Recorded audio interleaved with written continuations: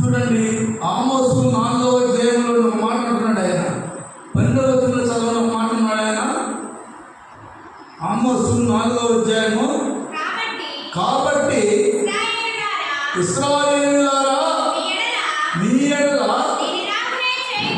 అమ్మా దీన్ని నేను ఇలాగనే చేయును కనుక ఇశ్రాయేలులారా, మీరు దేవుని సన్నిధిని కనబడుటకై దేవుని స్తోత్రం. హల్లెలూయా. ఈ మాటలు ఇశ్రాయేలు ప్రజలకు చెబుతున్నాడు దేవుడు, హెచ్చరిస్తున్నాడు.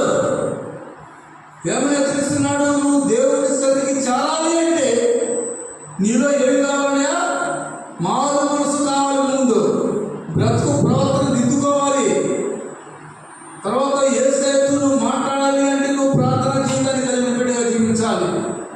అపవాది చేసిన సమస్యలను ఎదుర్కోవటానికి, అపవాది చేసిన కుయుక్తిని తెలుసుకోవటానికి, అపవాది చేసిన బద్దపు కట్టులు తెలుసుకోవటానికి ఐక్యత, సమాధానం కలిగి జీవించాలి. ఐక్యత ఉండాలి, సమాధానం ఉండాలి, ప్రేమ ఉండాలి. పరిశుద్ధాత్మ దేవుని మాట వినాలి. దేవుని స్వతంత్ర